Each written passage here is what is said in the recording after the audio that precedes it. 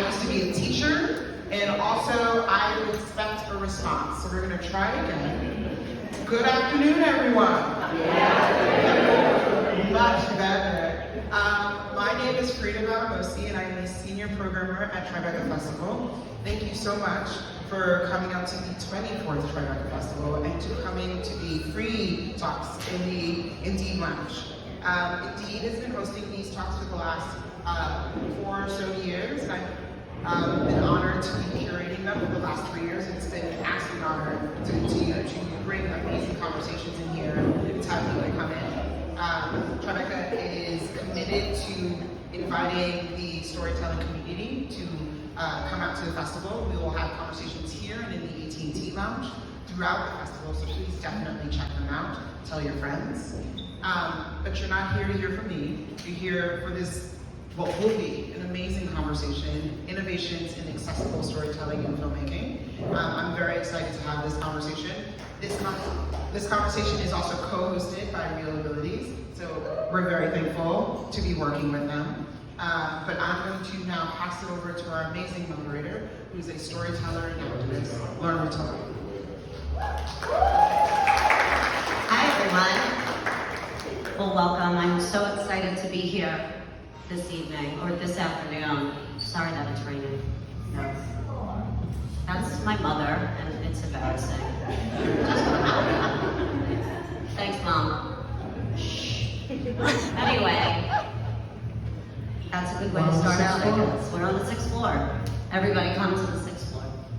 Anyway, I'm really excited to be here. I just want to thank Tribeca. They have been really leaning in to disability for as long as I have been part of the Tribeca Film Festival. And it's something that I think is so important, not only to be part of DE&I, but to really celebrate diversity in filmmaking. And it's a lot of time disability is left out. But disability is not left out here in Tribeca. And I think that we should celebrate that. And that's what we're here to do today. So I appreciate everybody being here and our amazing panelists. We're going to talk about solutions versus despair. Because so many times we hear about that I can't, and we're going to talk about the I can today. And the solutions that are based in disability and the solutions that people are actually creating, and it's these people on this panel that are creating them. And so without further ado, I'm going to have each of them, starting with Michele, introduce what they do and how fabulous they are. Hello everybody. My name is Michele Spitz and my company is Woman of Her Word. I've been in the business for 12 years and I am a specialist in audio description, making media accessible for visually impaired audiences across the board, which includes museums and films and playgrounds and you name it, so that we all have equal access to everything. And I'm also a philanthropist, and I have instated a lot of grant programs to produce audio description so that as much content is available to as many people, including film festivals and Tribeca. And I'm a consultant also for lots of different organizations for accessible media. Okay, welcome. Isaac? I'm Isaac Zablocki. I'll self-describe, and it's also how I get over all my insecurities. I'm very pale and with a receding hairline. Now you know it all. Big smile. Yes. Wearing a blue shirt and khaki pants. Background is Rising Voices. Michele does it much better. I am the CEO and co-founder of the ReelAbilities Film Festival. It's the leading disability film festival in the world, and we work with the film industry from start to finish on making films more accessible and more inclusive of the disability community.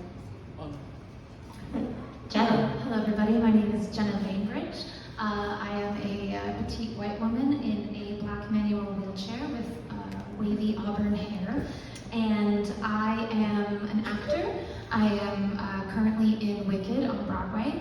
And I am also Wicked fans! They're everywhere. And And I'm also a consultant. I run a company called Consultability. We work with primarily theater companies, but arts institutions and educational institutions as well, to help them become more accessible and inclusive for disabled artists, employees, and audience members. Well, thank you all. So we're just gonna start with the first question. What does innovation in accessible storytelling mean to you? And how are you seeing it show up in film today, from script to screen? Let's start with Isaac. I mean, it's happening everywhere, from start to finish, really, and beyond screen, actually, and audience responses as well.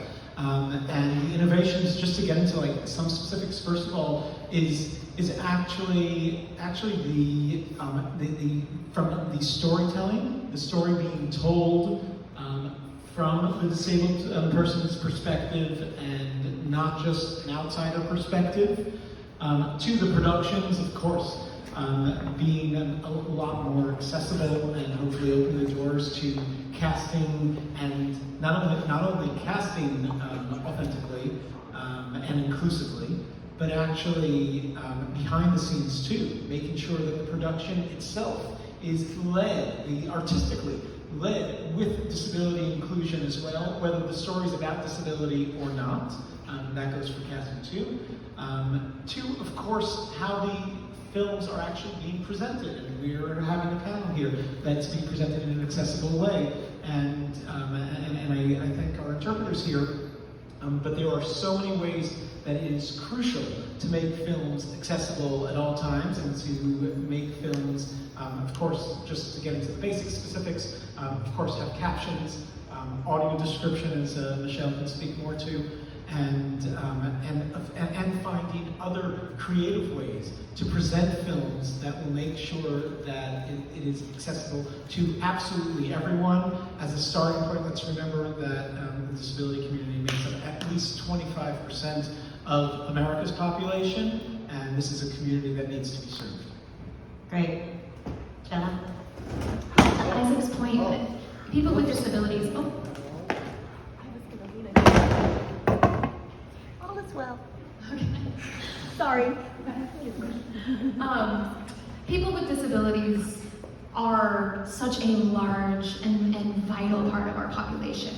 And with the American population of people with disabilities being somewhere around 25%, in theory, we should be seeing about 25% of the roles on screen being disabled characters. And the people who work on these films, about 25% should have a disability. But that is currently not the numbers. Recent statistics said that roles on screen, approximately 1% had a disability. And one of my favorite quotes is by Oscar Wilde, and he said that life imitates art far more than art imitates life. We want our lives to look like the art we are consuming. We are imitating those TV shows we watch, those movies that we watch, those plays we go to see. So if we made those films accessible and inclusive and highlighted disabled stories, that invites the population at large into those conversations about access and inclusion, and in theory makes the world a more accessible, inclusive place. So these numbers are getting better.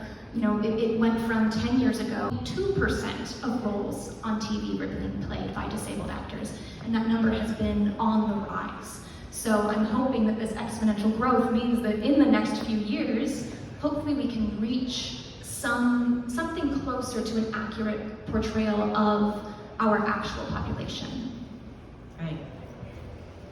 Michele? All of this is very true, and my expertise as far as audio description is concerned. 12 years ago, audio description was not nearly as prevalent, wasn't talked about as much.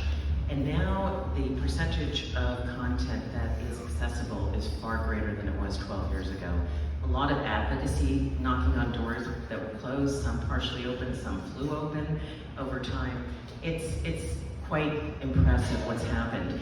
That being said, we need to continue to advocate and think in advance of your media. A lot of people get caught up in the process of making media, their content, what have you. Post-production is a rush process typically towards the end, and someone might say, oh, maybe we want to include audio description at that point. Some will wait till after the fact, and then it gets too close to distribution. You may not even have audio description. The concept from my perspective of being an advocate for this is that you think about this in the early process, you build it into your creative process, you leave space in your media for audio description, which needs a little breathing room, and that you make sure it's done before it goes into the festivals, so that the festivals also have accessible media to experience, and then follow it into the distribution process through the whole sort of road. And it could be broadcast, it could be streaming, it could be a lot of different things, or in educational platforms, but follow it and make sure it goes through, manage your assets to be sure they're made accessible so that the visually impaired community has the same access. The goal would be, in my dream, that everything was automatically audio described and captioned, that it was a definite, it wasn't a luxury. It's not a luxury, it's a language, and we all have the right to have access to that. So, Can I add in one more yeah, of exciting thing? We're just, because we're talking about innovations here, and recently I came across something that's completely, was new to me in terms of an innovation, which is not exactly within the work that you're doing in terms of audio description, but we were showing a screen, ReelAbilities was co-sponsoring this screening, and we asked them for audio description, and they said, oh no, it doesn't need audio description, it's baked into the script. They baked it in from the beginning. This is like, you know, I've been doing this for 17 years, and it blew my mind, and they did it so well. It only works for certain formats, but it was a really thoughtful way in the script itself for people to find ways to describe what's going on enough to really not even having to use audio description. And they tested it, of course, with an audience, a visually impaired audience, and it tested through the roof. I've seen a fair amount of that as well, and a lot of it in educational content, video content rather, which is short form. But that is an art form in itself, by the way, and that takes a lot of concentration and sort of artistry to do that, but it is very possible. So also consideration, particularly with films about disability. That's a really wonderful way to make it in all across the board. everybody being here and our amazing panelists.